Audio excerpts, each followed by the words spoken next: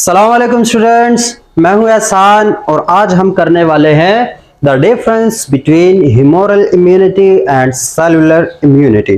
ठीक है, third line of defence में बढ़ने से पहले हमने क्या कहा था कि हम कुछ बेसिक टर्म्स जो हैं वो समझेंगे कि उनका मतलब क्या होगा। जैसे कि लास्ट लेक्चर में हमने देखा कि इनेट इम्यूनिटी और एक्वायर्ड इम्यूनिटी में क्या फर्क है, और एक्वायर्ड इम्यूनिटी में अभी बहुत कुछ बोलना जो है वो बाकी है, इसलिए उसको वहां पे ज्यादा टच नहीं दिया और ये तुम लोग महसूस भी कर चुके होंगे। ठीक है, तो उस एक्वायर्ड इम्यूनिटी पे अलग से हमारे सारे, क्योंकि third line of defence is basically acquired immunity, तो उसको वहां पे डिस्कस करेंगे। आज हम एक और जो टर्म्स हैं ह्यूमरल इम्यूनिटी और सेलुलर इम्यूनिटी या सेल मीडिएटेड इम्यूनिटी, इन दोनों में क्या फर्क है और इन दोनों का मतलब क्या है उसको थोड़ा सा समझने की कोशिश करेंगे, जो कि हिस्टोरिकल है। ठीक है, ह्यूमरल इम्यूनिटी भी एक हिस्टोरिकल नाम है, सेलुलर इम्यूनिटी ये भी एक हिस्टोरिकल नाम है। तो अब बेसिकली था क्या, मतलब वो बॉक्स में 1717 में जो ब्रिटिश एम्पायर था, वहां पे एक ब्रिटिश एम्पायर कह रहा हूँ, जो ऑटोमन एम्पायर सल्तनत उस्मानिया में एक सफीर थी बरतानिया की, तो उसने किसी औरत को देखा था कि वो स्मॉल पॉक्स के अगेंस्ट जो है वो अपने बच्चों को इनोकुलेट करती, अपने बच्चों की उसकी हिफाजत कर रही थी किसी तरीके से। इसी तरीके से 1796 में एक साइंटिस्ट था, क्या नाम था इसका, एडवर्ड जेनर। ठीक है, इस बंदे ने एक देहात में एक औरत को, एक मिल्क मेड जो कि मतलब माल मवेशी रखने वाली औरत थी, उसको ऑब्जर्व किया। यार उस बंदी के जो मतलब माल मवेशी थे उनको हो गया था काउपॉक्स। ठीक है, वायरस है सीपीवी जिसको बोलते हैं काउपॉक्स वायरस, बड़ी अजीब सी बीमारी होती है काउपॉक्स की। तो उस बंदी को भी काउपॉक्स की वजह से इंटरेक्शन होती रही और उसकी थोड़ी सी जो क्या कहते हैं उसे, सिम्टम्स वो शो हुई थी। उसके बाद वो बंदी इम्यून हो गई थी अगेंस्ट स्मॉल पॉक्स। अब स्मॉल पॉक्स, इसको उर्दू में चीचक की बीमारी कहते हैं, काफी अजीब सी बीमारी थी, अभी तो तकरीबन खत्म हो गई, लेकिन उस वक्त कि वो बंदी काउपॉक्स जो माल मवेशी में ये बीमारी होती है, वही बीमारी जब इंसान में होती है उसको स्मॉल पॉक्स बोलते हैं। तो वो उनके माल मवेशी, उस औरत की माल मवेशी को, सारा आई थिंक उसका नाम था, तो उस औरत की माल मवेशियों को वो काउपॉक्स हुआ था और उसके इंट्रैक्शन की वजह से वो औरत जो है वो स्मॉल पॉक्स के अगेंस्ट जो है वो इम्यून हो गई थी, मतलब वो उसके अगेंस्ट उसने प्रोटेक्शन हासिल कर ली थी। अब कैसे हासिल कर ली थी, उसके बाद साइंटिस्ट ने देखना शुरू किया कि यार कभी कभार होता क्या है, बिलफर्ज एडवर्ड जेनर या बाकी साइंटिस्ट जितने भी हिस्टोरिकल हम थोड़ा सा देखेंगे कि कभी कभार क्या होता है कि एक हमारे पास कोई एनिमल हो, ये एक एनिमल है हमारे पास, हंसना नहीं है, जैसा भी एनिमल है, लेकिन ये एक एनिमल है, पता नहीं क्या है लेकिन एनिमल है, और इस एनिमल ये एक बीमारी के अगेंस्ट जब इम्यून होता है, मतलब ये बीमारी गुजार चुका होता है या इस पे बीमारी असर नहीं करती, इस तरह के एनिमल को फिर बोलते हैं इम्यून। ठीक है, जिस पे वो बीमारी दोबारा से असर नहीं करती उसको इम्यून एनिमल बोलते हैं। तो बिलफर्ज ये एनिमल हमारे पास इम्यून है, क्या है, इम्यून। तो जब इस एनिमल से, इस जानवर से हम इसका प्लाज्मा लेते हैं, इसके खून के अंदर जो प्लाज्मा होता है, जो बॉडी फ्लूइड है, जब वो लेते हैं और वो प्लाज्मा हम इंजेक्ट करते हैं एक और एनिमल में, ये हमारे पास एक और एनिमल है जो कि नॉन इम्यून है, इसको मैं ऐसे कर लेता हूं, ये क्या है, ये एक इम्यून है और ये एनिमल, इसको पहले ये बीमारी नहीं हुई या ये बीमारी इसके अगेंस्ट नॉन इम्यून है, इसकी कोई प्रोटेक्शन नहीं है। बाद में हम जब इस चीज को देखेंगे तो हम समझ जाएंगे कि ऐसा क्यों था, लेकिन ये नॉन इम्यून है,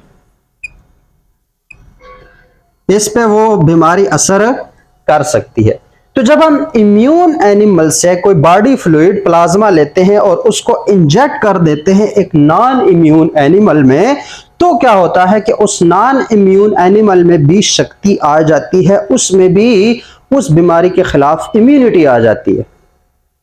तो अब देखो इस तरीके से एक इम्यून से एक नॉन इम्यून एनिमल भी इम्यून हो रहा है, उसके बॉडी फ्लूइड्स ट्रांसफर करने से एक नॉन इम्यून एनिमल भी इम्यून होता जा रहा है। तो इस तरीके की जो इम्यूनिटी हासिल होती है, क्यों, क्योंकि यहां पे बॉडी फ्लूइड्स इन्वॉल्व है। क्या इन्वॉल्व है, बॉडी के जो फ्लूइड्स हैं, जो मायाजात हैं, जब वो इन्वॉल्व होते हैं तो उनके ट्रांसफर की वजह से अगर नॉन इम्यून एनिमल क्या हो जाता है, इम्यून हो जाता है। तो यहां पे बॉडी फ्लूइड्स को क्या कहते हैं, बॉडी फ्लूइड्स को कहते हैं ह्यूमर्स। क्या बोलते हैं, ह्यूमरस। और इस ह्यूमरस की वजह से इस तरह की जो इम्यूनिटी होती है वो ह्यूमोरल इम्यूनिटी कहलाएगी। मतलब वो इम्यूनिटी जो कि बॉडी फ्लूइड्स के ट्रांसफर करने से हो जाती है, जो अटेन होती है, उसको ह्यूमोरल इम्यूनिटी बोलते हैं। ठीक हो गया। तो बॉडी फ्लूइड्स को ह्यूमरस बोलते हैं, इसकी वजह से इसको ह्यूमोरल इम्यूनिटी बोलते हैं। ऐसे ही उन साइंटिस्ट ने ये बात भी ऑब्जर्व की थी कि कभी कभी अगर हम इसका ब्लड लें इम्यून एनिमल का और उसमें से ब्लड सेल्स निकालें, क्या निकालें, ब्लड सेल्स निकाले, जैसे कि टी सेल्स हो गए, बी सेल्स हो गए, बाकी हमारे पास मैक्रोफेजेस वगैरह हो गए, इस तरह के अगर प्रॉपर सेल्स लें और वो सेल्स किसी नॉन इम्यून एनिमल को इंजेक्ट करें तो फिर भी वो एनिमल इम्यून हो जाता है, उस एनिमल में भी इम्यूनिटी आ जाती है अगेंस्ट दैट स्पेसिफिक डिसऑर्डर या डिजीज। तो आप देखो, या तो बॉडी फ्लूइड जिसमें सेल जरूरी नहीं होते, बॉडी फ्लूइड इंजेक्ट करो तो भी इम्यूनिटी आ जाती है, अगर ब्लड सेल्स इंजेक्ट करो तो भी इम्यूनिटी आ जाती है। तो दो तरह की इम्यूनिटी, या तो बॉडी फ्लूइड्स इंजेक्ट करो, प्लाज्मा वगैरह इंजेक्ट करो, तो वो हमारे पास क्या हो जाता है, इम्यूनिटी आ जाती है, वो ह्यूमोरल इम्यूनिटी। और उस इम्यूनिटी में जिसमें हम इम्यून एनिमल से प्रॉपर ब्लड सेल्स लेते हैं और उसको नॉन इम्यून एनिमल में इंजेक्ट करते थे, तो जो इम्यूनिटी हासिल होती थी उसको सेलुलर इम्यूनिटी बोलते थे। क्या बोलते थे, सेलुलर इम्यूनिटी। तो अब फर्क पता चला, दोनों हिस्टोरिकल है। ह्यूमोरल में बॉडी फ्लूइड्स इंजेक्ट किए जाते थे जिसकी वजह से इम्यूनिटी अटेन हो जाती थी, और सेलुलर इम्यूनिटी में ब्लड सेल्स जो हैं वो लेके दिए जाते थे किसी नॉन इम्यून एनिमल को, और उस नॉन इम्यून एनिमल जो है वो भी इम्यून हो जाता था, उसमें भी इम्यूनिटी आ जाती थी, उसमें भी कुव्वत मुदाफियत आ जाती थी। तो अब ये कहानी जब सुन ली तो होप्स हो कि आप दोनों के दरमियान डिफर करना, उसको तकसीम मतलब डिफरेंशिएट करना वो मुश्किल नहीं होगा। अब सिर्फ हम इन पॉइंट्स को थोड़ा सा डिस्कस कर लेते हैं कि what is humoral immunity. The immunity attained through the transfer of body fluids या through the transfer of blood plasma, that is called humoral immunity. तो यहां पे ह्यूमोरल इम्यूनिटी में प्लाज्मा ट्रांसफर होता है या ह्यूमरस ट्रांसफर होता है। ह्यूमरस क्या था, बॉडी फ्लूइड्स, अभी बताया क्या था हमारे पास, बॉडी फ्लूइड्स। जबकि सेलुलर इम्यूनिटी उसमें ब्लड सेल्स, उसमें क्या है, ब्लड सेल्स ट्रांसफर होते थे एक इम्यून से नॉन इम्यून एनिमल को, तो वो हमारे पास सेलुलर इम्यूनिटी हो गई। वो क्या हो गई, सेलुलर इम्यूनिटी। सेल भी खासतौर पर कौन से, ब्लड सेल्स। इसी तरीके से अब वो जो ह्यूमोरल है, अगर उसको अभी हम देखें तो वो जो ह्यूमरस था, वो जो बॉडी फ्लूइड था, वो जो प्लाज्मा था, उसमें हमें पता है कि एक इम्यून जो एनिमल होता है उसके प्लाज्मा में उस बीमारी के खिलाफ स्पेसिफिक एंटीबॉडीज होती है। अब ये हम डिस्कस करेंगे कि व्हाट आर एंटीबॉडीज और ये हमारे पास कितना इंपॉर्टेंट है एक्वायर्ड इम्यूनिटी में। लेकिन उस बॉडी जो फ्लूइड है, ये जो प्लाज्मा है, उसमें बेसिकली एंटीबॉडीज होती हैं, और जब एक इम्यून एनिमल से एंटीबॉडीज उठा के एक नॉन इम्यून एनिमल में इंजेक्ट की जाती है तो नॉन इम्यून एनिमल भी इम्यून हो जाता है। तो उसकी वजह से आजकल ह्यूमोरल इम्यूनिटी को एक दूसरा नाम दिया जाता है antibody immunity, anti body mediated immunity. ठीक हो गया, मतलब ह्यूमोरल इम्यूनिटी और एंटीबॉडी इम्यूनिटी एक ही चीज के दो नाम है। तो ये बात, इसको एक्वायर्ड इम्यूनिटी में हम देखेंगे, यही हमारे पास थर्ड लाइन ऑफ डिफेंस है, एंटीबॉडी मीडिएटेड इम्यूनिटी या फिर ह्यूमोरल इम्यूनिटी। दूसरे, क्योंकि सेलुलर इम्यूनिटी में proper T cells, T cells involve थे, चाहे नेचुरल किलर सेल्स इन्वॉल्व थे, लेकिन उनके ट्रांसफर करने की वजह से एक नॉन इम्यून एनिमल इम्यून हो जाता था। तो उस तरह की जो हमारे पास इम्यूनिटी होती है सेलुलर इम्यूनिटी, इसको सेल मीडिएटेड इम्यूनिटी भी बोलेंगे। इसको क्या बोलेंगे, सेल मीडिएटेड इम्यूनिटी। समझ आ गई। तो अगर इस तरह से कोई क्वेश्चन आ जाए कि what is the difference between antibody mediated immunity and cell mediated immunity, तो भी तुम लोग ये पॉइंट्स लिख सकते हो, लेकिन फिर ये पॉइंट्स काफी नहीं होंगे, क्योंकि फिर एंटीबॉडी मीडिएटेड इम्यूनिटी को भी थोड़ा सा एक्सप्लेन करना है और सेल मीडिएटेड को भी थोड़ा सा एक्सप्लेन करना है, जिसपे हमारा अलग से इंशाल्लाह एक एक लेक्चर होने वाला है। तो ह्यूमोरल इम्यूनिटी को एंटीबॉडी मीडिएटेड इम्यूनिटी भी बोलते हैं, जबकि सेलुलर इम्यूनिटी को सेल मीडिएटेड इम्यूनिटी भी बोलते हैं। फिर हम ये चीज समझने वाले हैं कि कैसे बी सेल और टी सेल्स का काम होता है। लेकिन यहां पे पॉइंट्स के लिए याद रखो कि जो ह्यूमोरल एक्टिविटी होती है वो due to B cells control होती है। अब बी सेल्स भी हमारे अंदर एक किस्म के लिम्फोसाइट्स हैं। क्या हमारे पास, हाँ, एक किस्म के लिम्फोसाइट्स हैं जो कि बी सेल्स बाद में प्लाज्मा सेल्स में कन्वर्ट होंगे और उन्हीं प्लाज्मा सेल्स से एंटीबॉडीज रिलीज होंगी। तो वो बी सेल्स एंटीबॉडीज को रिलीज करने में हेल्प कर रहे होते हैं। तो इसकी वजह से एंटीबॉडी मेडिएटेड इम्यूनिटी को बेसिकली कौन कंट्रोल कर रहे होते हैं? बी सेल्स कंट्रोल कर रहे होते हैं। अगर दूसरे लफ्जों में कहें तो ह्यूमोरल इम्यूनिटी को कौन कंट्रोल कर रहे होते हैं? बी सेल्स कंट्रोल कर रहे होते हैं। जबकि सेल मेडिएटेड इम्यूनिटी को कंट्रोल करते हैं टी सेल्स। कि जैसे सेल मेडिएटेड इम्यूनिटी स्टार्ट होती है तो हमें पता है कि पहले हेल्पर टी सेल्स एक्टिवेट होते हैं, फिर वो डिसाइड करते हैं कि हम साइटोटॉक्सिक टी सेल्स रिलीज करें या फिर बी सेल्स को खबर दें। तो अगर वो साइटोटॉक्सिक टी सेल्स या नेचर किलर सेल्स रिलीज करते हैं तो उसकी वजह से सेल मर जाता है। तो वहां पे वो इम्यूनिटी, उसमें वो हमारे पास क्या होती है? सेल मेडिएटेड इम्यूनिटी बन जाती है, जिसको बेसिकली टी सेल्स कंट्रोल कर रहे होते हैं। तो दूसरा फर्क हमारे पास क्या आया? ह्यूमोरल इम्यूनिटी को बी सेल कंट्रोल करते हैं, जबकि सेल मीडिएटेड या सेलुलर इम्यूनिटी को टी सेल्स कंट्रोल करते हैं। उसके बाद बड़ा इंपॉर्टेंट है, ये सोचने के लिहाज से जो है इंपॉर्टेंट है कि हमारे पास जो ह्यूमोरल इम्यूनिटी होती है वो बेसिकली होती है against extra cellular pathogens, against extra cellular pathogens. इसकी मैं एक मिसाल के तौर पर बताता हूं कि एक जो सीन है, जो हमारे पास सिचुएशन है, उसको कंसीडर कर लेते हैं कि ये हमारे पास एक बॉडी सेल है, हमारे बॉडी का अपना सेल है बेचारा, ठीक है, और ये एक और सेल है, ये एक और सेल है, और एक ये और सेल है। ये 4 सेल्स हैं हमारी बॉडी के। और यहां पे एक बैक्टीरिया जो है वो आया हुआ है, ये हमारे पास एक बैक्टीरिया है, और एक बैक्टीरिया घुसा हुआ है, अंदर चला गया है इस हमारे बॉडी के सेल में। एक बैक्टीरिया इधर घुसा हुआ।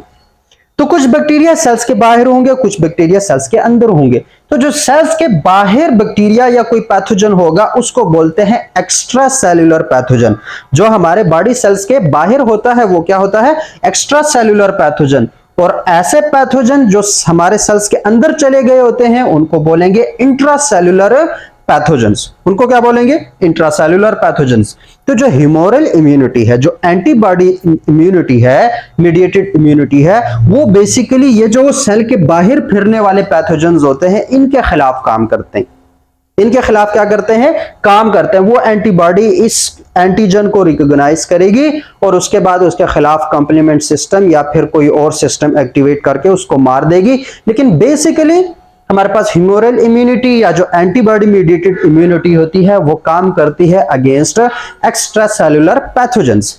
जबकि जो सेल मीडिएटेड इम्यूनिटी है या जो सेलुलर इम्यूनिटी है वो काम करती है भाई, अगर कोई बैक्टीरिया, कोई पैथोजन सेल के अंदर आ गया है तो यहां पे अब देखो, जब ये सेल के अंदर आएगा तो ये खुद को डिवाइड करेगा, इस पूरे सेल की मशीनरी को ये क्या कर लेगा? हाईजैक कर देगा, और हाईजैक करने के बाद यहाँ पे बहुत सारे बैक्टीरिया बनेंगे, फिर ये सेल बस्ट आउट करेगा और वो बैक्टीरिया फिर से फैल जाएंगे, बाकी सेल्स को भी ये खराब करेंगे। तो ये सेल हमारा इंफेक्टेड हो गया। ये सेल क्या हो गया? हमारे पास इंफेक्टेड सेल हो गया। तो अब इस बैक्टीरिया को मारने के लिए हमारी बॉडी ये सेल पूरा मारेगी। ये जो हमारा अपना सेल है, जो इंफेक्टेड सेल है या जो कैंसरस सेल है, इसको मारेगी। और इसको मारने के लिए वो एक्टिवेट करेगी सेल मीडिएटेड इम्यूनिटी, जिसमें क्या होता है कि हमारे पास साइटोटॉक्सिक टी सेल या जिसको नेचुरल किलर सेल्स बोलते हैं, वो आएंगे, वो आके इस सेल को रिकॉग्नाइज करेंगे और इस पूरे सेल को ही बस्ट आउट कर देंगे, इस पूरे सेल को खत्म कर देंगे, फेगोसाइट कर देंगे, जो भी करेंगे, लेकिन इस पूरे सेल को मार दिया जाता है। तो यहां पे क्योंकि हमारे पास ये इंट्रासेल्यूलर पैथोजन को मारने के लिए जो इम्यूनिटी यूज होती है वो होगी हमारे पास सेल मीडिएटेड इम्यूनिटी, और एक्स्ट्रा सेल्यूलर को मारने के लिए कौन सी होगी? Antibody mediated immunity. तो ये कुछ डिफरेंसेस थे हमारे पास कि what is the difference between humoral immunity and cellular immunity. इसके बाद भी थर्ड लाइन ऑफ डिफेंस को प्रॉपर स्टार्ट करने से पहले हमें पता होना चाहिए कि एंटीजेंस और हैप्टेंस क्या होते हैं। ठीक है, ये दो बड़े बेसिक के नाम है, ज्यादा इसके डिटेल में नहीं जा रहे, सिर्फ पता होना चाहिए कि ये क्या है। एंटीजन कोई भी ऐसा सब्सटेंस कोई भी ऐसा सब्सटेंस जो कि स्पेसिफिक इम्यूनिटी को इनहांस करे, उसको एक्टिवेट करे, दैट इज एंटीजन। उसको क्या बोलेंगे? एंटीजन। और ये थोड़े बड़े होंगे, लार्जर मॉलिक्यूल्स होंगे, बड़े बड़े जो मॉलिक्यूल्स होंगे, जैसे कि पूरा एक बैक्टीरिया, पूरा एक वायरस, या मतलब पूरा एक फंजाई, या पूरा इस तरह का कोई बड़ा मैटर होगा, वो अगर आके स्पेसिफिक इम्यूनिटी को या फिर जिसको हम कहेंगे थर्ड लाइन ऑफ डिफेंस को एक्टिवेट करे, तो वो हमारे पास क्या होती है? एंटीजन। उसको क्या बोलेंगे? एंटीजन। तो ये लार्जर मॉलिक्यूल्स होते हैं। जबकि हेप्टेन्स, हेप्टेन्स भी ऐसे सब्सटेंस जो कि स्पेसिफिक इम्यूनिटी को एक्टिवेट करें, उनको हम हेप्टेन्स बोलेंगे। लेकिन बेसिक फर्क क्या है कि हेप्टेन्स जो हैं वो स्मॉल मॉलिक्यूल्स होंगे, छोटे छोटे मॉलिक्यूल्स होंगे। क्या होंगे? स्मॉल मॉलिक्यूल्स होंगे। और एक बात और कि यूजुअली सिर्फ हेप्टेन्स के मिलने से प्रॉपर इम्यूनिटी प्रोवोक नहीं होगी। इन हेप्टेन्स को अपना काम करने के लिए एक और कैरियर की जरूरत पड़ती है। Need a protein carrier. ज्यादा डिटेल में हम नहीं जाएंगे, लेकिन इतना पता होना चाहिए कि इन दोनों में फर्क क्या है। एंटीजन को किसी कैरियर की जरूरत नहीं होती है। जैसे ही किसी इम्यूनिटी के सेल के साथ टकराएगा तो उसके बाद थर्ड लाइन ऑफ डिफेंस जो है वो स्टार्ट हो जाती है, तो वहां पे काम करते हैं। जबकि हेप्टेन्स वो छोटे छोटे मॉलिक्यूल्स होंगे, जैसे कि एक बहुत बड़ा बैक्टीरिया है, उसका एक छोटा सा पार्ट जो है वो बाहर आ जाए तो वो भी हमारे पास इम्यूनिटी को थोड़ा सा प्रोवोक करेगा। लेकिन इसको ये अकेला ऐसे नहीं कर सकता, इसको एक और कैरियर की जरूरत साथ पड़ती है, इसलिए इसको कैरियर एसोसिएटेड एंटीजन्स भी बोल सकते हो। तो ये हेप्टेन्स और एंटीजन में थोड़ा सा फर्क है, और ये जो कुछ टर्म्स है ये आगे लेक्चर में बार बार रिपीट होंगे, तो इस वजह से ये जो कुछ टर्म्स है इनको पहले हमने डिस्कस कर लिया। तो इंशाल्लाह आगे स्टार्ट करेंगे थर्ड लाइन ऑफ डिफेंस, जिसमें सबसे पहले हमने देखना है कि भाई मोनोसाइट्स के बारे में थोड़ा सा देखना है, बी सेल्स के बारे में थोड़ा सा देखना है, और टी सेल्स के बारे में थोड़ा सा देखना है, क्योंकि third line of defence basically इन्हीं चीजों के आगे पीछे रिवॉल्व करेगी, और कंप्लीमेंट सिस्टम इसका बहुत इंपॉर्टेंट पार्ट है, तो उसको हम इंशाल्लाह अलग से देखेंगे। लेकिन that was all about humoral immunity and cellular immunity. तो हो सके काफी सारी बातों का पता चल गया है। बाकी मेरी तबीयत आजकल थोड़ी सी डाउन रहती है, तो लेक्चर जो है डिले हो सकते हैं, या बड़े शॉर्ट शॉर्ट लेक्चर होते हैं, क्योंकि थोड़ा सा हाइपोग्लिसेमिया का जो है वो प्रॉब्लम है, और थोड़ा सा नेरो प्रॉब्लम भी है। तो मिलते हैं इंशाल्लाह एक और लेक्चर में एक और टॉपिक के साथ। तब तक के लिए अपना ख्याल रखना और मुझे दुआ में याद रखना। अल्लाह हाफिज।